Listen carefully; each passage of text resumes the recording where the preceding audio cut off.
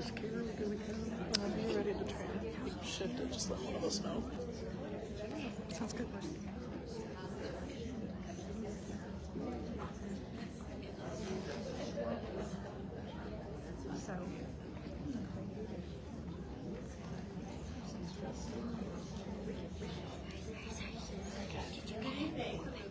As you know, we try to start on time so we can get you out to get some good food afterwards.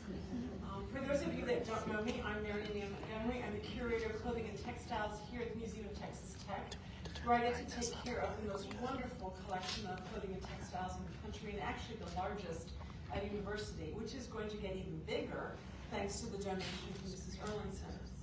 Before we get started, I want to thank the Helen Jones Foundation and also the CH Foundation, which is making this evening possible as far as food and other events for tonight. I want to remind you to please turn off your cell phones. If you haven't already done that, I think that there's awful spam calls from Dallas. I don't know what is. Alicia, I can see it. But we are going to be live streaming tonight. So you're going to see the students that work in the Clothing and Textile Division sitting here in the front actually filming us, because we will be live streaming and it will be on Facebook in a couple days. So that's what they're doing. Don't think that they're playing video games. They're actually doing something very important. I want to start by thanking Lisa for this extraordinary gift. We are here tonight because Lisa came to me and she didn't wait for me to sit down. I was standing in the venue of the American Quilt Study Group meeting in San Diego, and I was a little stressed because my husband had just flown home because he wasn't well. He ended up at Covenant having a leader taking off his lung, while I was at the conference. And we were in the vendor room, and Lisa said to me, "Well, you know my quilts are coming to Tech, right?" And you could push me over with the feather, because that's a huge compliment. I've watched Lisa for 3 years maybe, at the American Quilt Study Group, and every time there is an auction, Lisa's hands are like this with her bidding paddle. So I learned a long time ago, and I'm not supposed to collect anyway. I learned a long time ago not to compete with Lisa. And now I'm glad I didn't, because there are great things coming to the museum. And this is an extraordinary gift. 450 quilts are in her collection. She has purchased them from the best dealers in the country, and she's studied them. So she's not only bought a quilt, but she knows why it's important. And that's what she's going to tell us tonight. And her donation will double what we have in the collection. And yes, the students have said, "Dr. Montgomery, where are you going to put this?" But Lisa's a young woman, as you can see, and she's still using a lot of her quilts in her lectures. She sort of goes, "Well, no, that one hasn't earned its keep yet, so I'm not giving it to you yet," because it goes into her lectures, and she's also doing a lot of research on them. Lisa is just an incredible collector. She's a historian, so she knows the value of what she's collecting. And our exhibit celebrates the ones that she's already given and the promised gifts that are to come. Some of the pieces that are on exhibit are promised gifts. They're going back, unfortunately, including one of my favorites. But that's okay, because that's wonderful. Lisa's family is here. Lisa's from this area, and a number of her family members are here. I think there's seven. So could you raise your hands and wave so people know who you are? And their mom and dad are here, and so I want to thank you for raising this extraordinary woman. It's been a joy to work with her. I am incredibly honored that she wants her collection to come here, and that says a lot about the museum, the quality of what we're trying to do, the quality of what you as funders, as donors to the collection have done to make this a place that Lisa thinks is important, and also to the students that have worked with us here. And I wanted to mention that this exhibit was made possible because many people sitting in this room use their needlework skills to help us get sleeves on those quilts to hang them. The students here, Sandra Stevenson, Jane Quaid, Martha Ginn, Carolyn Sal, some of you I know are here, and we wouldn't be able to hone all these wonderful things without your help. So Lisa, let's start by you telling us a little bit about where you were raised. Well, I was born in Lubbock, and we moved when I was 4 years old and ended up in North Texas. And so for the last, half a century plus, I have lived in Gainesville, Texas, and surrounding, I live in the country, so in Cook County. But we always have still had family out this direction.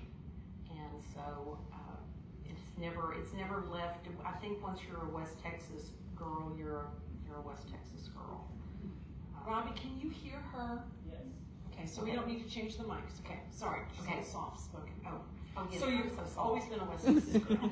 and usually when we go to conferences, Lisa has boots on and she Yeah. wears her Texas heritage very proudly. Yes. So you went to high school in Gainesville? I went to high school in Gainesville, and then I did not come back out here to go to college. Sorry. I went to the University of North Texas, got a Bachelor of Arts in Public Communication and a Master of Arts in Public Communication, and taught speech and drama and high school level, and then moved to the college level and taught public speaking for 25 years. So, And how did you get into the world of quilting? I was sewing clothes. I think it's the creativity bug, and those of you that are quilters or painters or cross stitchers or woodworkers, you want to create. You have the urge to do something. And I was doing clothes, and I had done cross stitch, and I had done needlepoint, and I walked into the new quilt store in town because they had fabric, and I had volunteered to make curtains for a friend. And I looked at the stuff, I was like, hey, you done a class in that quilt? And they said, yes, it starts blah, blah, blah, blah, blah. And I said, well, I want to do that. They said, can you sew? And I said, yes, I can sew. And they said, can you sew 1/4 inch seams? I was like, sure. I didn't know what that was. I was sewing 5/8 inch seams for clothing. And got halfway through, probably about 3 months into that class. It was, you make the block, you go to class, they talk about it, you go home, make the block, and quilt it. It's the old Georgia bone steel method of quilt as you go. And I got really impatient because I didn't have a finished quilt, and I was working on this thing all the time with 2 little kids and, life, doing things, and I thought, I'm never going to get this thing finished. And so I went to an antique store in town because that's how you relieve anxiety and stresses, to go shopping. And so I went into an antique store, and lo and behold, there was a really cute finished quilt. It was old, but it was only $35. And so I bought it and took it home and hung it over the back of the rocking chair that was across from where I sat when I quilted, and it made me feel better. And that's what started this whole big giant snowball. So was that a shop in Gainesville? Mm-hmm. Not the one, because it's not Carolyn Miller's sister, it's another shop. No, it was another one. Fran Scott, and she had owned a quilt store in Dallas and retired and moved to Gainesville and just couldn't stay retired, and so she opened another quilt store called Pastime. And like pass, P-A-S-S, like come pass your time with us playing with fabric. And so I am a quilter and a quilt lover and a quilt collector, all because I was impatient. I can't imagine being impatient. I know you can't. This is bubbly and gregarious. You see some of that later on tonight, but I can't imagine. Yeah, I'm being sarcastic. Yeah. So, but how did you get into quilt history and becoming an appraiser? I liked the first quilt that I bought, that antique quilt, and so then I thought, I'm going to buy a few more of these. And I liked the look and the softness and the charm of them. And so I would go around to some garage sales and buy things. And when I had my collection, which at that time was probably 8 or 10 quilts, and I had them out, and I'd already sold one because somebody said, I love that quilt. And I was like, yeah, it's okay. And it was another one that I'd paid probably $30 for, and they said, would you sell it to me? I said, yeah, $75. And they paid it. And I thought, this is a good racket. And so my husband came home like too early, and I had all these quilts out, and he said, why do you have so many quilts? You were what, 8 or 9? Yeah. And I said, really quick thinking, I said, well, that new antique mall in town? I think I'm gonna buy buy quilts and sell them there, and so this is like the start of the business, and he bought it. And then I had to do it. And so that led to buying more quilts, and there was a lady at the antique mall, and she just sold general antiques, and I brought one in, and she said, "Oh, now that's an old one." And I said, "How do you know?" And she said, "By the green." She said, "That's an old green." She said, that's not a 1900s green, that's older." And I said, "How old do you think it is?" And she said, "Oh, I'd say 1870s. And then she probably wished she would never have spoken to me, because then I just peppered her with questions, and I would bring her things all the time. And finally she said, "I really don't know that much about fabric." And so I thought, well, I'm going to learn. And so going through a magazine, there's a program in Paducah, Kentucky during the American Quilter Society show that you can do, and you can learn to date quilts and learn the values of quilts and learn to appraise quilts. And so I went 1 year and decided that it was too much for me to do while I still had little kids. And so I kind of put it on the back burner until they got a little bit older, junior high age. And I don't know how many times I've taken that dating quilts class before it finally stuck. And then you just want to learn more, or I do. I like to read. I like to learn things. I like to know things. I like trivia. And to me, all of that just fit in with quilt history. And then it made me think, maybe I should have paid attention in school more, because now I think the Industrial Revolution is really interesting. Because it changed fabrics. That's right. So then the American Quilt Study Group is the national organization that studies quilt history. They publish journals. They do a quarterly newsletter. They have an annual seminar. At that seminar, the major dealers show up, so the collectors can purchase, and those of us that can't purchase can drool.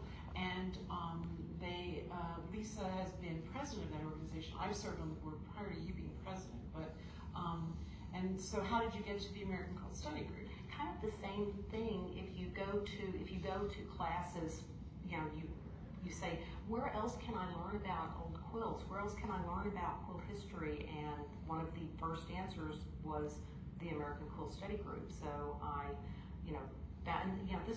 this was before the internet. It was not easy to find information. You had to look in magazines, and you had to look in the back of the magazines where they had the ads and had the little information, almost like classifieds. And found it and sent my money in a check, in an envelope with a stamp. And when I got the journal, I was like, okay, I don't really know that I wanted to know quite this much about quilts. But then when you start reading, it becomes an addiction. My husband would say that collecting the quilts is the addiction, but I think learning about the history and about the quilts is the addiction. And I don't intend to give that one up. And so you will see a lot of that coming out with Come and See when you come and we talk about the quilts. A lot of that's come to my understanding because of the American Quilt Study Group. And I often go back to their journals. And she's right, the journals are a little more scholarly, but the newsletters are not. And the seminar is, so they have to share a paper, but when the questions come out and you can glom onto, oh, this tells me when that was made. One of the things that Lisa has already really helped promote with our collection prior to hers arriving was the Pat Nichols collection, who was also a member of the American Quilt Study Group before either of us were. Right. And Pat collected those feed sacks that we have almost 6,000 examples of, and her 5,600 pieces really form that collection. And many of you in this room helped us to bring that to Texas Tech. And because of the research that we were able to do through that, we know that quilts that have feed sacks in really don't date till the end of the 30s. Right. Because that's when they started. But before that time, we thought they were in the 20s. And I can remember you sitting in a room going, wait a minute, Marian, you're saying they started in the 30s? I thought they were in the 20s, and which that makes a difference. Because you learn, what you learn is, it's gospel until more information comes out and changes what you learn. And it's, just because it's history, it isn't written in stone. Because as we find more things out, a quilt may show up someday that has a date on it, and we'll go, I never knew that color was available time. at that time. And it's also a lot of it is women's history, and so much of women's history is not recorded, but it's recorded in their needlework. And we know a little bit about a school in Rhode Island because of one of your quilts, and we'll get to that in just a minute. So shall we start looking at quilts? Sure. So rather than make you all stand in the gallery while Lisa talks, I thought you'd be much more comfortable here. Now promise me you won't fall asleep as we zip through these pictures. We have one of everything that's on exhibit, and we're going to go chronologically. So this is the earliest piece, and you bought it in France. Oh, it's bigger than that. It's more like this. Yeah. It's not very big. It's in a case. Tell us about this piece. What really drew me to this was the edge work that are like little, like cocoons. yeah, they almost look like the end of a Q-tip. But they're a little bigger. But they're bigger, and they look like little cocoons, and so that is, that, and because I thought, well, when I started collecting, I wanted to have something representing every time period because I was studying quilt history, and what better way to study it than to have it. And so I wanted something from every time period. Then it's like, I don't have anything from France, and I'm going to France, so I plan to buy a couple of quilts. And now they're here. But I did that because I wanted something from France, and it was just so darn cute because it's so tiny. And it was used as a presentation piece. So you present the baby on this piece. Shall we go on to the next one? Yes. This is a chintz quilt, and the dates are here on the screen for you. Whole cloth, which for those of you that aren't quilters is exactly what it sounds like. You didn't cut it up. You made this just out of the fabric. And what this quilt told me, wow, this lady had money and didn't mind anybody else knowing it, because chintz was very expensive, and if you had enough chintz to just do that with it, then you were making a statement. You were making a statement about where you were in the pecking order of the society that you lived in. You'll see in another few images that people would take this chintz and cut it up, and then they would take like a yard of chintz and cut it up to fill the whole bed. And that was one way of getting the look without the expense. But you're right, she did have a lot of money. She had a lot of money. And I think the sheen is still pretty much on this. It really is. It doesn't look like it was really ever used. I have another quilt that is not out here because I'm not finished with it. I've got family connections between another quilt and that quilt. But it has a block or two that are made out of just a single wreath. And that quilt has been used, and the difference, this is beautiful. So when you go out into the gallery, you'll see that there's still a glaze on this. And when we had our exhibit in 2016, I said something about this is a quilt, before Lisa's came in, this is a quilt that's never been washed. And our education curator got very grossed out. I mean, how gross is that? But the truth of the matter is, think about your quilts. They're sort of like your outer coat that you wear in Lubbock in February and maybe March, but you don't wash it. I'm not sure I've ever had my outer coats dry cleaned, but you're always washing your underwear, just like you're always washing your sheets. So, think of it that way. Let's move on to the next one. So this one has the name Alfred Sharpless on it, and you've dated 1840 to 50. And is it British? No, I think he's from Rhode Island. But okay, that's the information that came with the quilt. But we can't find Alfred. I like quilts with names and dates, you will notice, because I like to try to complete the story of the quilt if I can. And it may be a one-sentence story. Someday I've got a couple of them that they're going to be maybe longer than a short story by the time I get all of their stuff written down. But this one, I can't find Alfred, but I like the quilt because it has such a variety of early fabrics. Yeah, it's an encyclopedia. Yeah, it really is. And once again, how better to learn to date fabrics in a quilt than to have one. Now this one didn't have a date on it. If it would have, that would have been better yet.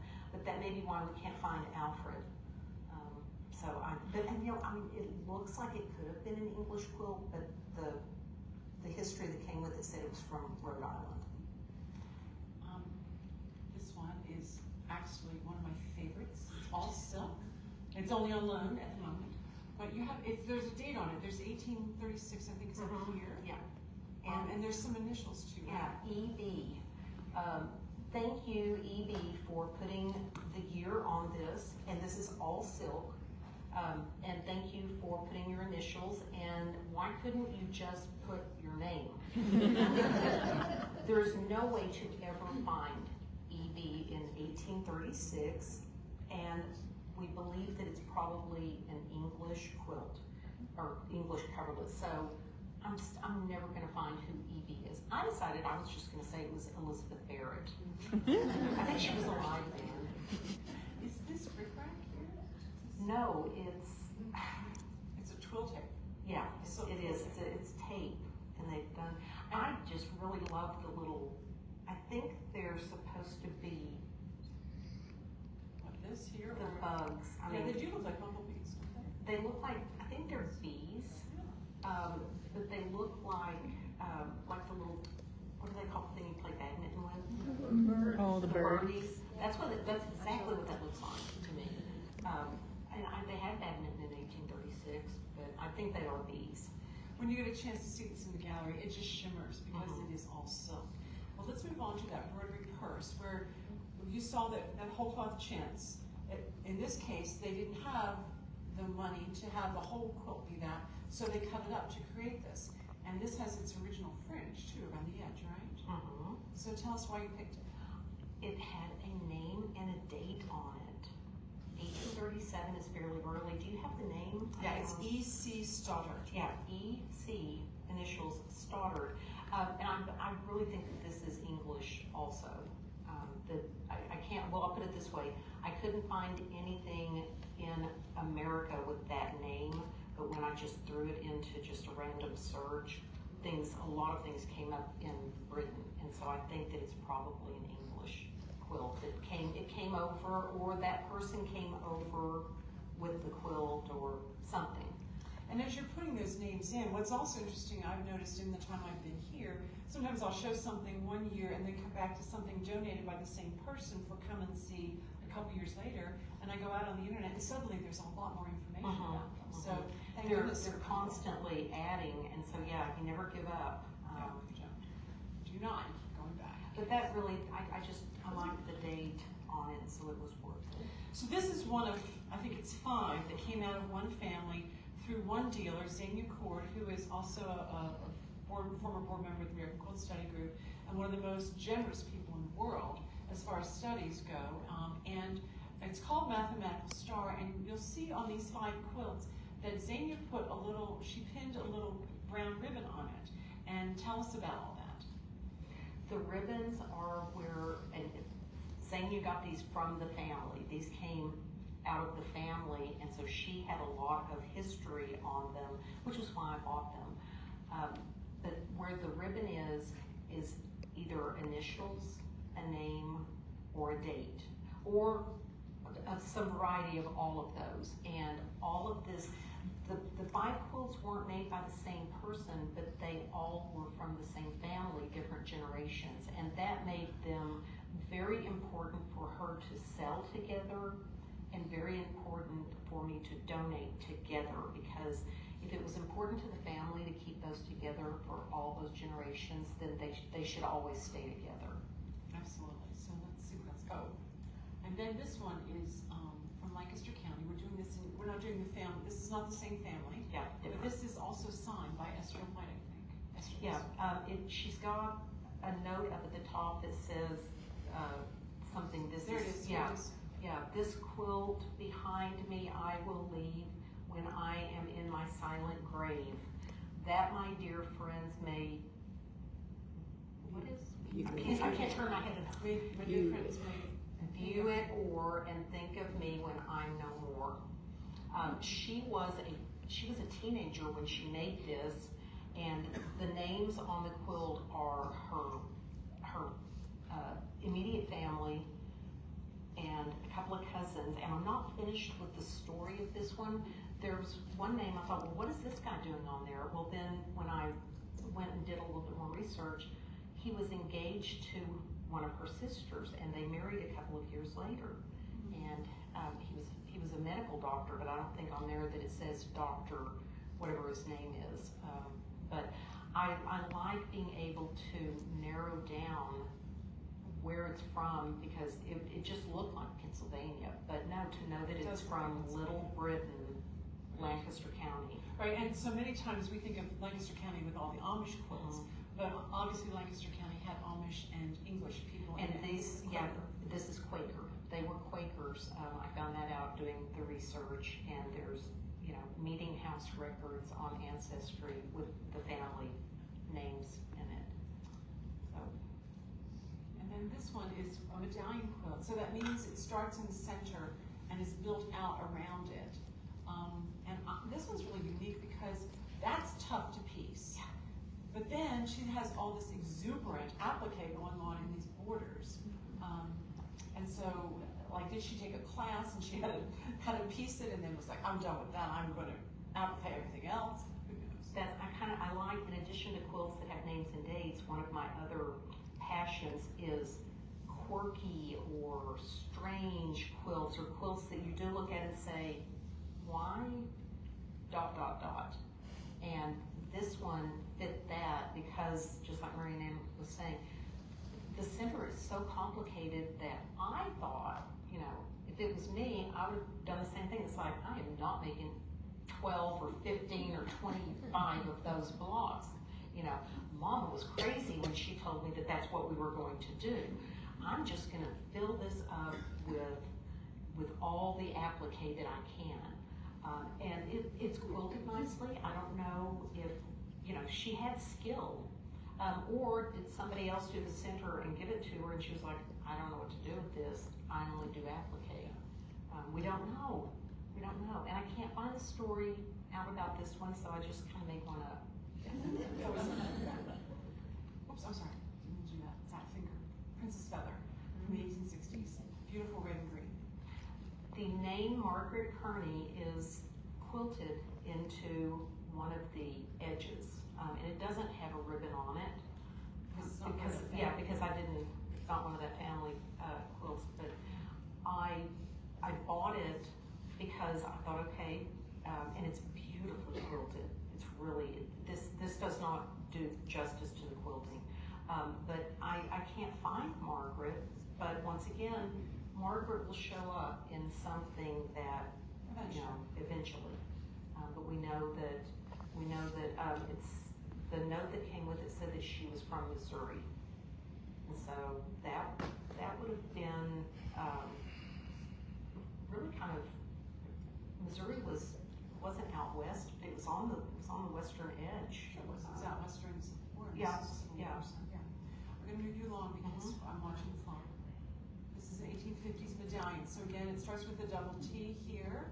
Actually, it's 4 T's. And then each row building out is why we call it a medallion. Very traditional English styling. This is how English quilts are built a lot of times. And I was in England, and it's kind of the same thing with France. It's like, well, I've got to buy a quilt on here, so this was the purchase. This is another French quilt. It's a whole cloth, 1850s. It's just one big piece of fabric. And the other side is another big piece of fabric. Beautiful, but other than that, it's not remarkable. I can't find anything in the quilting that somebody put a secret word in or a year or anything, unfortunately. But some of us that are sitting in this room have expensive fabric that we really are loath to cut into.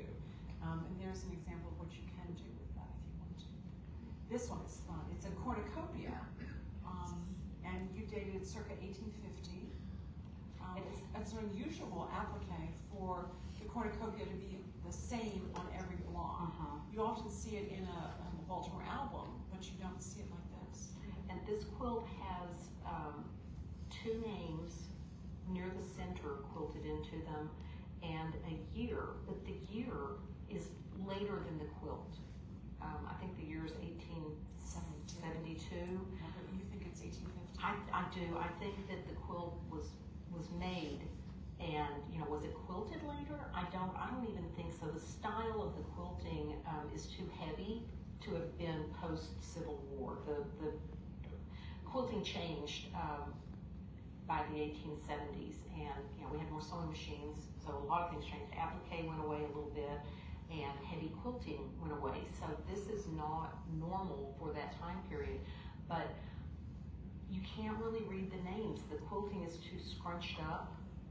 And so somebody's going to develop some good technology. I've tried every Photoshop filter that I know, and I still can't read them. So part of the change in the quilting is that you have the youngest generation in the beginning of the 19th century. We were teaching girls how to sew, and then we decided by the 1830s, no, these girls need science, they need math, and they need to be taught like the boys.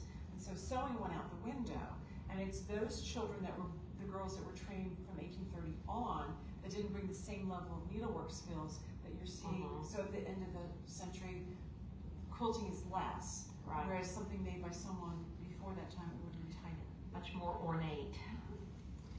This is wool challis from the 1850 to 1875. Another one that's not really, it's not beautiful, but if you are a fabric lover, it's got a lot of fabrics, and they're wool challis, so that's a little bit different look, a little bit different color, and so you want to represent a wide variety when you're collecting. And I know there are a number of gentlemen in the room. I typically find gentlemen are more attracted to the darker quilts. I don't know why that is. In my experience, it's often when I'm in a gallery, the men are going to the dark ones. So I hope that you guys like this one. And this one's fun. This is different.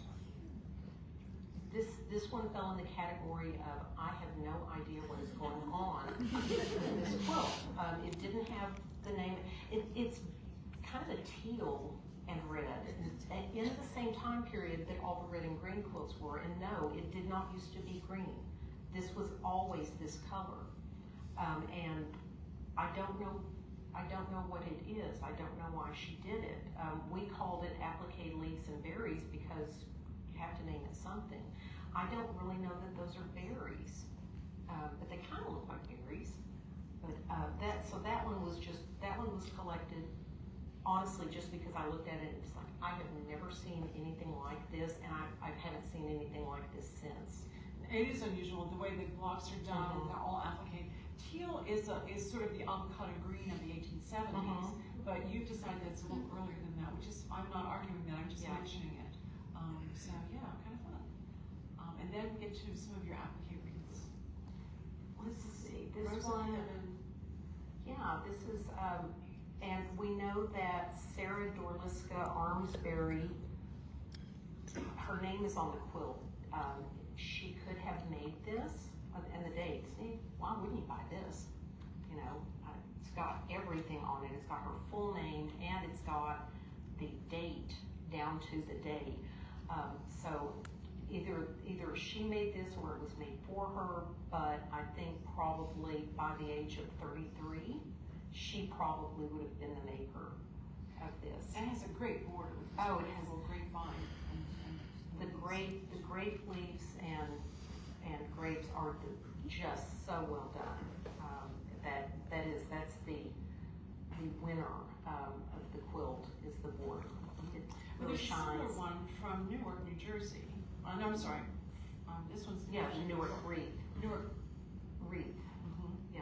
It's out of New York. And this one has up in it's got like a little triangle of writing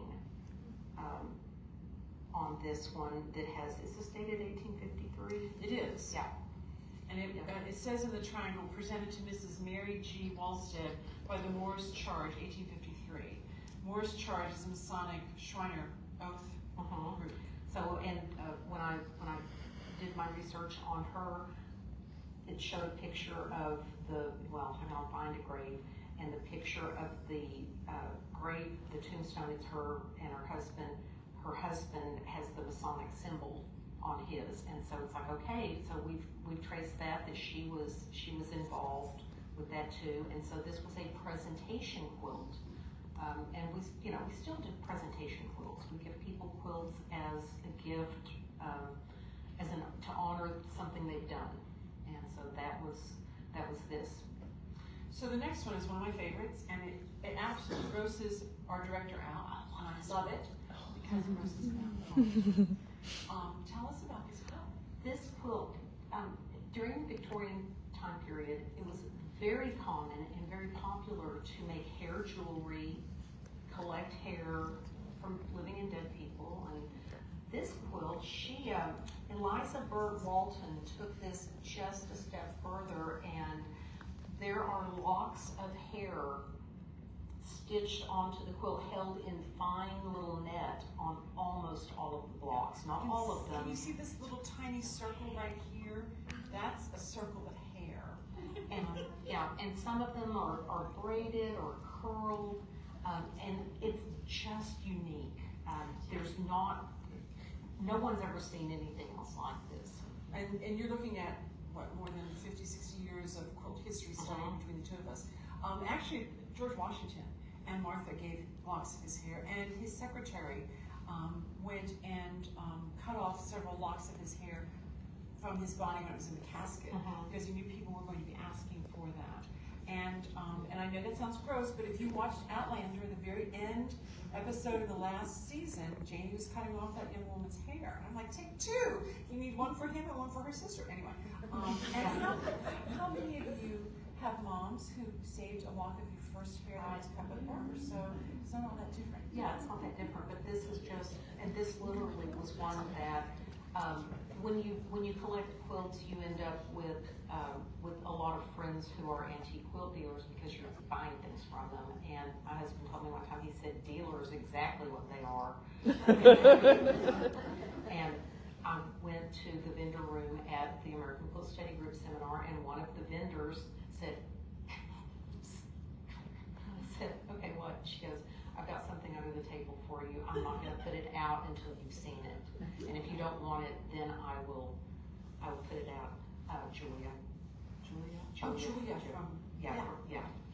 And so she pulled this out, and we were looking at it literally like, so because we didn't want anybody else to see it until I got to claim it. And I looked at it, and then we looked at it more, and I didn't even ask her. I knew it was going to be a lot more than I should spend, but I told her, I said, yes, I want it, just put it away. And so then I think she came and brought it to my room, and we looked at it in there, and it's like, yes, this is just so cool. And it's documented so well. In the center, she says that it's her album. Yeah, and it says it's her album quilt with, tokens of affection from friends and family or something. Something very, and it has very sad. Yeah. So make sure you take a peek at that when you get out to the gallery. That was going home with me at the end of the exhibit. It doesn't get to stay here yet. I'm not finished with it. Well, you haven't published it yet. It needs to be. Okay, so this one's from Maryland. It's a hexagon, and it's a signature quilt, which is unusual. Usually signature quilts are not a difficult pattern like this one is. Yeah, and that was the reason for purchasing this one, collecting this one. I don't see signature quilts like that, and I wanted to, and this one, I haven't even got all the names written down. That's how many names there are on this. All of those little white hexagons have names on them. Yeah, everyone. And so I put it out one day, and I thought, yeah, I'll just write these names down. And after I got and the rows are staggered, so it's really hard to keep up with where you are. And so after I did the first row across, I thought, I'm not doing this yet. I'll do this another day. And so now I don't have to do it until the quilt comes home. After the exhibit, I can rest.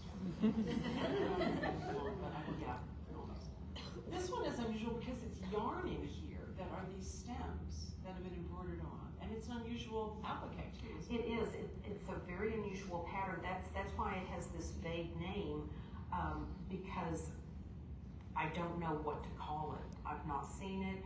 I have not done any research on this one yet, so it's got to come home and have its story filled out a little bit. And this one is, I'm sorry, I jumped ahead. This is a single princess feather. So So rather than having them in a group of 4 like we saw the earlier ones, these are just kind of single ones. But they're signed, and you think it's Pennsylvania 1856? Yeah, I think it's Pennsylvania, and what I was interested in a time when so many signature quilts obviously would have women's names, only women's names. Now, the one that we showed earlier, that it was her family, okay, that made sense. It was her family that was on the white quilt, the white family quilt. But this has a lot of men's names on it. It's got men's and women's, and so that was the reason for collecting this one is, what's going on here? Were you raising funds for something? Right, but it's not unusual to have men's and women's. Yeah, especially with family connections. Right, but see this, I don't know where the family connections are. I haven't done anything, and it really looked odd to have I decided that after she got those feathers done, cut out and everything, she's like, I'm not making one of those like everybody else. And so it's kind of a hodgepodge of a lot of different things. Kind of cutting room floor type things.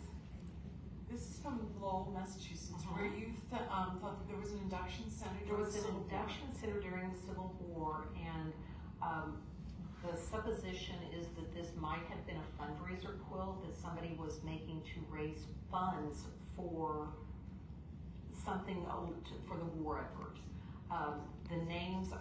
Most of the names are from the Lowell area, but some are not. And that could explain that. This is one of my earliest good quilt purchases that cost more than $35. Significantly more, not as much as the hair quilt, but more.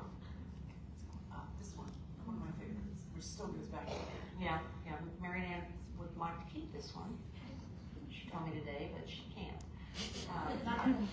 Cornelia, I don't have Cornelia researched yet.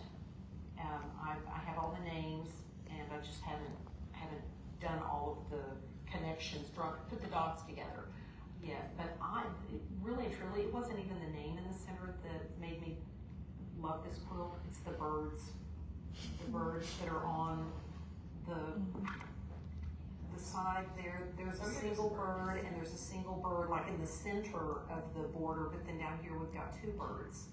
And I just love that. Yeah. So I love birds. So you get to take it home. This is Caesar's crown. Heavily quilted, and a really great example of the swag and tassel border. When you hear people say that, a lot of times they're clunky or something that's not really attractive. But this one, if I asked you to describe that and you didn't know that that's what it was called, that's what you would call it. You would say, well, those look like little swags, and it looks like tassels on it. Exactly. And it's a very well made quilt, and that blue is just wonderful. Stunning. It is really So great. the next one we think was a bridal quilt. Oh, come on. My fingers are really fast. I'm sorry. I'm not doing this for your entertainment. I'm really. This one has birds on too. Yes, it does. And this is a wedding quilt, you think? That's what the information that came with the quilt, and it's interesting, this quilt has been passed through multiple owners, and those owners were kind enough to include the information. This quilt, I think, was exhibited in Japan at a Japanese quilt show. But I love pink and green. I just love pink and green. But the information is not on the quilt. It just came with the quilt that says it, I think. And it's having something circa 1860 that's pink and green is unusual. It is. It's usually red and green. So yeah. But yeah, that's what we think was that the quilt was made for her wedding. And this one has a really unusual fat teardrop border. It's an Ohio star here in the middle, but the border is really unique. The border really is great, and from my angle, I can't tell, but you know, the stars are brown, everything's brown, and then this border is a totally different color. It's red. It's a maroon. Yeah, and so it really looks different. And, you know, I think this one, our modern sensibilities, I don't think we would do this. No, because it's too jammed together. Yeah, but that, once again, that's what made me like it. That's what drew me to it, was because I looked at it and it's like, you're a little unusual. You're not just the average Ohio star. And the way these quilts were shown, it wasn't a gallery like we are showing quilts now. It was on someone's bed. That was the art form. That was the artist gallery. The artist gallery. That's where she may have first seen it and went, oh, okay. Yeah. Let's go on.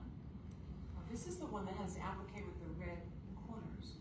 Somebody asked you about research on this. One of our colleagues in the American Quilt Study Group is trying to do some research on this and another quilt. I guess that, well, it's not my research, I don't know what she did. But this one has names on it, and it's from New Jersey, I think. Yes, you think it's probably New Jersey or New York. Yeah, and I haven't done the, obviously, I haven't done the research on it, but hey, it's got birds too. Yeah. Lots of birds. Lots of birds. And then this is another one from the family that Xenia managed, and I don't know if you can see, I can see the pencil mark here on that. And it's chips and whetstones from 1864. And it's got named, I mean, it's got in like big block letters named, and so you don't have to look hard to find that. That's a fun pattern, and I really thought I would use that in a lecture, but then I didn't. So, and it was part of the five in one family, so it had to come. This one's a folk art piece, and it has George Washington up here, and has all sorts of fun things happening. There's cats, and then I think there's a horse it's not the same size as the cat and the cow. Yeah, and I mean, where else are you going to find a quilt that has George Washington and cats on it? No other information about the quilt, but you know, how could you not want it? Yeah, definitely.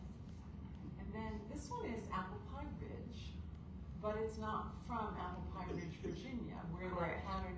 This is an unusual pattern, and you might look at it and go, well, that could be fleur-de-lis. That's a little cattywampus, but it started at Apple Pie Ridge, which is so named for the Quaker women who made apple pies and set them on the windows to cool, in order to sell to cool.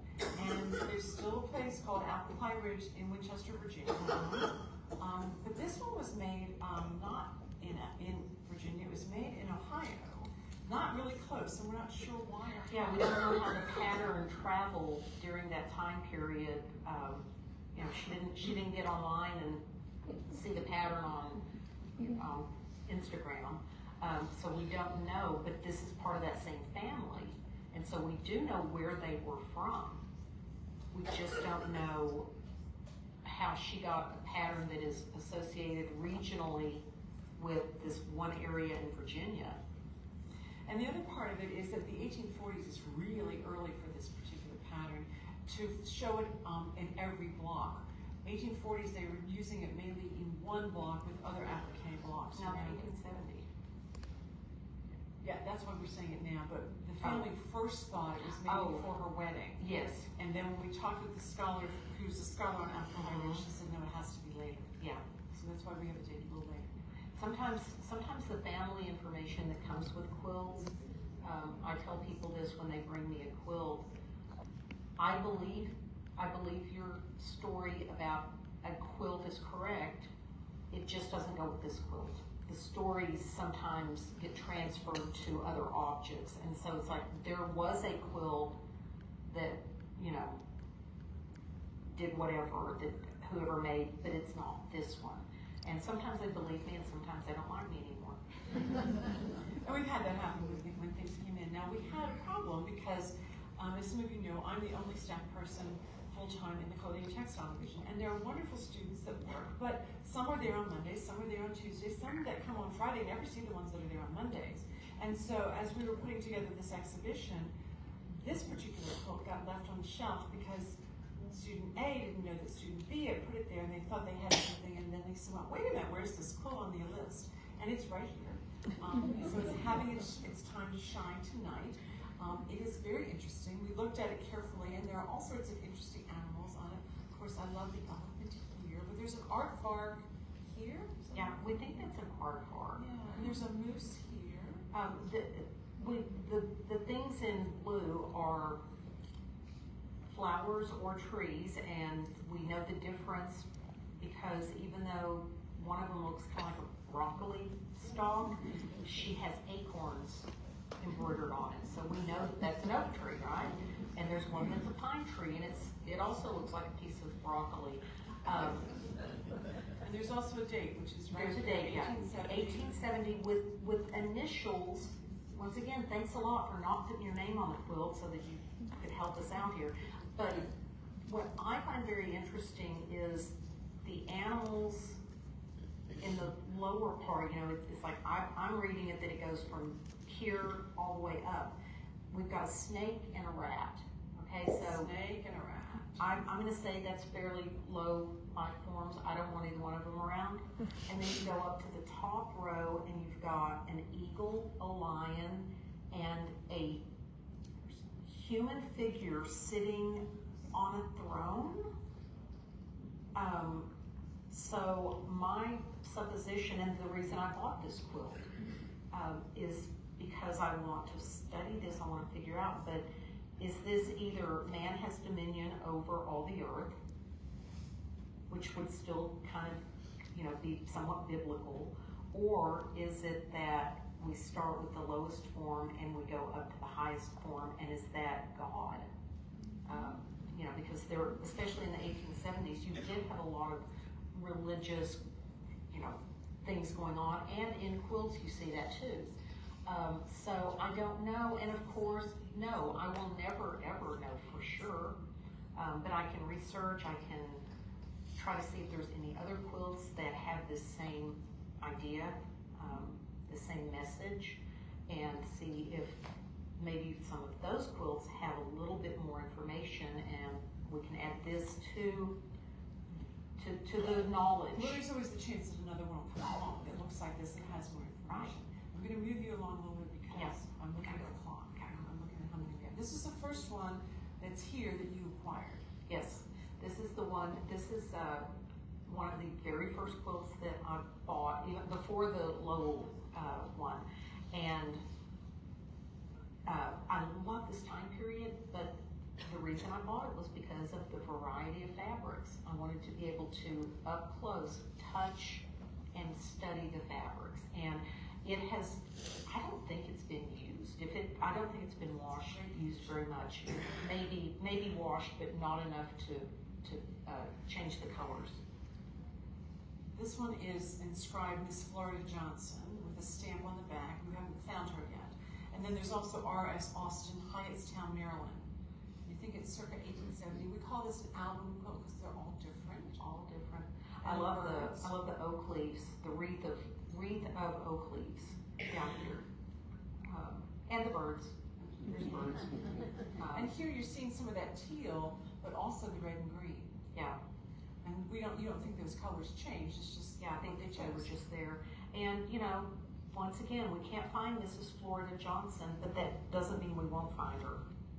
So this is a very important quilt that's come to us. That's still Lisa still holding on to it because there's a lot of research to be done. And Pat Grapp, who has an Ancestry.com account, was helping us with some of this. And we're trying to figure out where it was made because there's a note on the back. No, that's not what I want to show. I didn't just send the picture. There's a note on the back from the daughter that says, "This was made for my mother before she married," and she mentions her father's name. She writes that out in whatever year it was. And this quilt was made in 1877 before her marriage to my father. And it has Middleton, Rhode Island all over it except one block that has Newport, Rhode Island. Middleton, Rhode Island is 3 miles up the road from Newport, that place that everybody went to that had the money in the Gilded Age in the summers. And their names all over this. You can see here Lizzie Byers here, And there's the date that she signed it. They're all dates in 1877. Most of them are February. I think, is that where it says Middletown here? Yes. And up here, she says, remember our school days. So Pat Grab was like, well, maybe it's a school thing, or maybe it's a boarding school, and maybe she went to school there because everything else is Connecticut. And Rhode Island and Connecticut are close, but they're not. And we contacted the Middleton, Rhode Island Historical Society and said, we never had a boarding school here for girls in the 1870s. Didn't happen. And Lisa found that Her father was Methodist minister, and they did a state census in 1875, and he was pastoring a church in Middleton, Rhode Island. So I don't think they were there very long, because when you get to back to the census, U.S. census, in 1870 and 1880, they were in Connecticut. But for a few years in between, they lived in And so Middleton. it makes sense that this was made as a gift for her going away. Right. And that perhaps, we sort of have to figure out who the people are, and we're hoping the people in Middletown will help us with a little more of that. And Marian Ann and I are planning a road trip to Rhode Island after the exhibit, of course. And we're going to take the quilt and do some research, because it's better if you do the research there than online. Great, absolutely. So this one's been a lot of fun for us. And then there's this one. Oops, I missed. Ocean Waves is what we call this pattern. You think it's circa 1880. Why did you pick it? The graphics, and well, you know, after you do things like, okay, now I've got one from most time periods. Now I need like some different patterns. I didn't have an Ocean Waves quilt, and saw this one, and it's very soft, very lovely, and I thought that is a really good graphic quilt. And once again, one that I thought, well, maybe I'll put this one in one of my lectures and use it, but I didn't. So it's here. Which is our benefit. And now this one, I thought we had it hung wrong, but we don't. The names are two different ways. Yes. So that when it laid on the bed, no one's name was hanging off upside down on the side, so they went up to the center. And this one you think is from Lincoln, Nebraska. 1880s. Yet when you look at all the names, they're all from Lincoln, Nebraska. I don't know why they signed it, but Well, not yet. not yet. And now this is a basket quilt, and it also has a lot of heavy quilting, and it is, there's their names on this one as well. This is one of the family of the 5 quilts. And I don't see where you're using put that little thing on it, but this is, It's on here somewhere. yeah, it's on here somewhere. And this one, you can pretty clearly see the names on this, the pencil marks are just describing. So this next one is from, oh, there it is. And I think you can see, 1884. yeah. Thank you, Xenia. Now this one you think is from Bloomfield, New Jersey. It's an album quilt, so they're all different blocks again. There's a whole statement right there. Why did you pick this one? Names, a year, and a location. And I have not finished doing the story on this one either, but I did do enough research to narrow it down to Bloomfield. It wasn't uncommon to put a scripture or some biblical reference verse on a quilt, but it does make you wonder. It's like, okay, was this made for a church as a fundraiser type thing? It would have fit the time period. And so now there's so many more newspapers being added to newspapers.com that you keep thinking, well, there's going to be a story in the Bloomfield Daily Press or whatever it is that talks about what group did this quilt, if it was for a fundraiser. And quilts with the biblical things on some of the earlier ones we talked to really much are like embroidered samplers.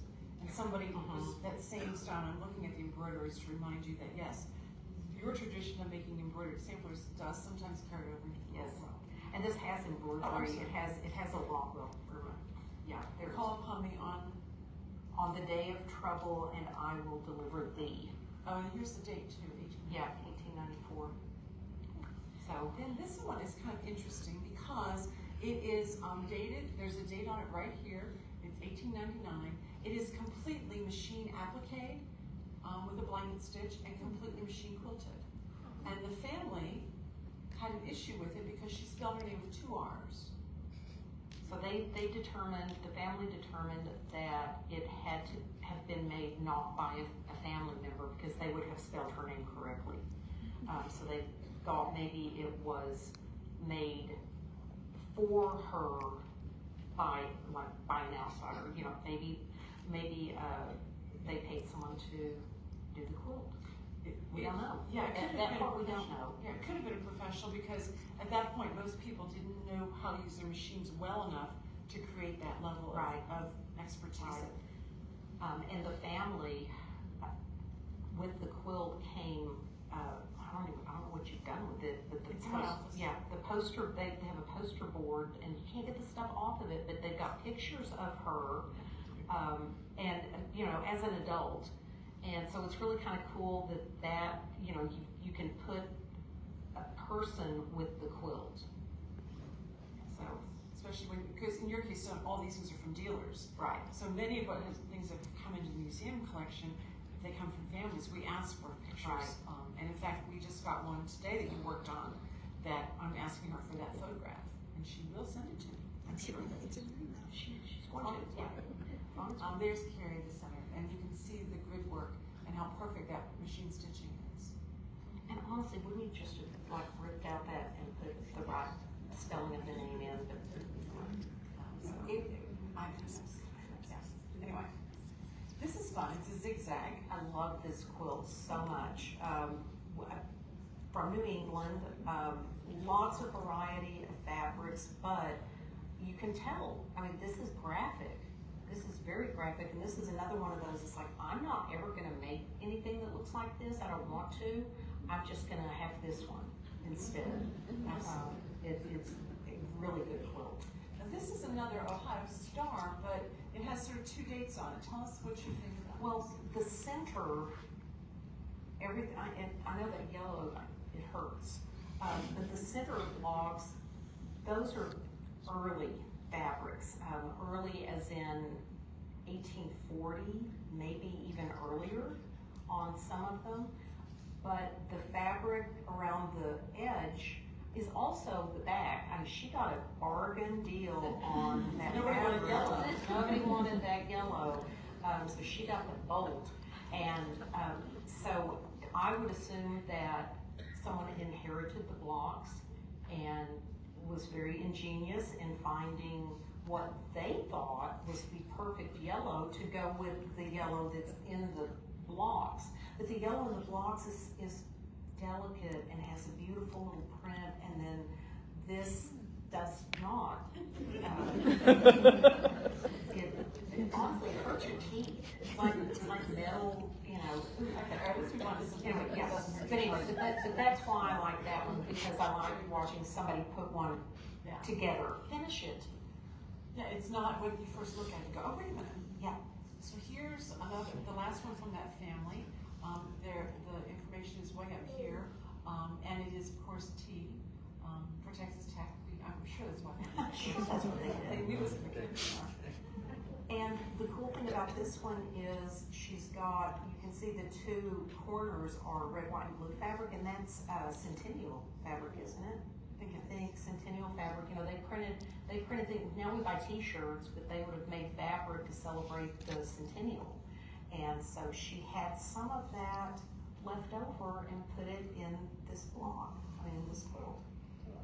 I think that's the last quilt. Oh, no, there is the, I hope it didn't pixelate too much, that you can see what is written there. And the name. I can't read it from here. David. Jenny Emily Ferguson Smith. And so then we have our little commercial. So Lisa's exhibition runs until August the 17th, and Andy's sometimes slow to take things down, but you don't want to bank on that. You want to make sure you come to see things before it closes. Right now in our small gallery, we have quilts that were given to us since the major exhibition we did of our collection in 2016. And these all date from 1930 to the present, and you can see wonderful hand quilting and also wonderful machine quilting now. Opening in June, probably by the 13th, will be a fabulous exhibition of parasols and beaded dresses and beaded purses and shoes from the 1920s. And the exhibits team has been having grand time looking at our parasols and trying to figure out how to showcase them. Some of our beaded dresses, Jane Quaid has been working on backing our beaded dresses since I arrived in 2014. Sandra Stevenson and Martha Ginn have joined her. And what they're doing is beaded dresses from the 20s were all beaded onto chiffon, which is way too lightweight to support the weight of all those beads this many years later. So they've been transferring the weight of the beads onto cotton on the back so that we can hang them on the mannequin and show you those beautiful dresses. And that will open in June. And then in the fall, our major exhibition will be Nancy Johnson's clothes. Nancy Johnson found beautiful embroideries and lace work, and she incorporated them into clothes that we wore here in Texas and all across the country, and even she sold at Lloyd's of London, at Harrods of London in a boutique. And so we're going to have her exhibition then. The Wallace Theater is having a pop-up exhibit in Levelland. You should try to go over and see that. We're loaning them mannequins, but there will be things from Levelland in that exhibition. And they're having me talk about the clothes that we own at our collection that were worn by the earliest Blankenships straight through from Mary to Maxine. Fashions of the Blankenship ran on July 10th. That's a Thursday night. If you go online, you can buy a ticket. It's only like 20 bucks, and you get to sit in the restored Wallace Theater. Let me tell you, Allison Keeling has done an amazing job over there. You do not want to miss that. You can skip the speech, but you want to get there to hear that. And then Lisa's going to come back on the last Saturday of July, and she's going to be part of the Lone Star Quilt Study Group's meeting here.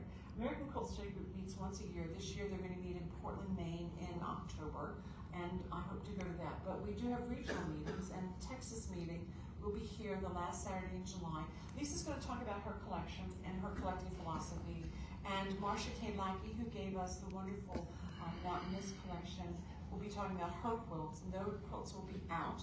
We'll put them out for bed turning, so they'll lay out on the table, and she'll talk about them one at a time.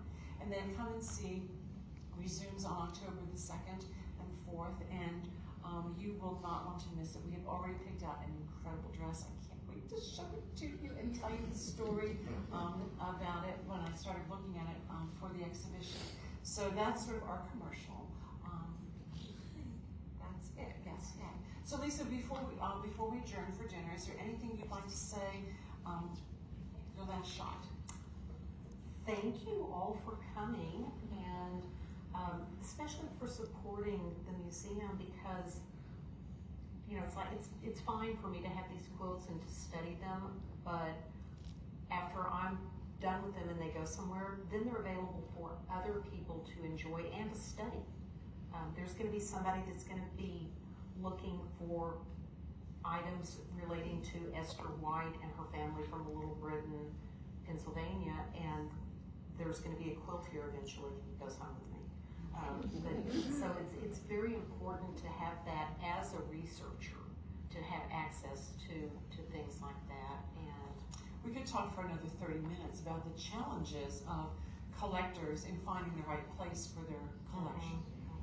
And we could certainly talk for a long time. Well, I do want to say one more thing. Marian Ann was, she was talking about why I would have chosen Texas Tech to house my collection. What she left out was Marian Ann is another major reason that I chose Texas Tech, because she knows her stuff and she loves quilts and she loves clothing, and I wouldn't want my things to go somewhere that I didn't feel like anyone was going to appreciate them for how I appreciate them. And she cares for the things, cares about the things, but cares for them. And so that, I wanted to throw that in. Thank you very much. I do not care to say.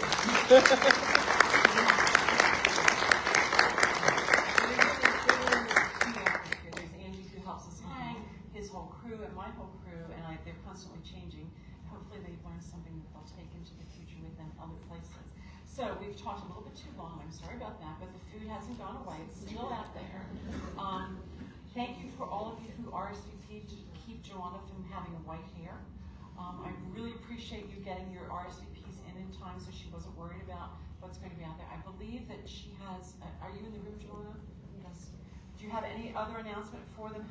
Shall we just go to tables and then you'll call the table to the buffet line? Great. So go find a table, sit down and chat with your friends. You can grab a drink if you want on your way, but she'll call you. Thank you for coming tonight.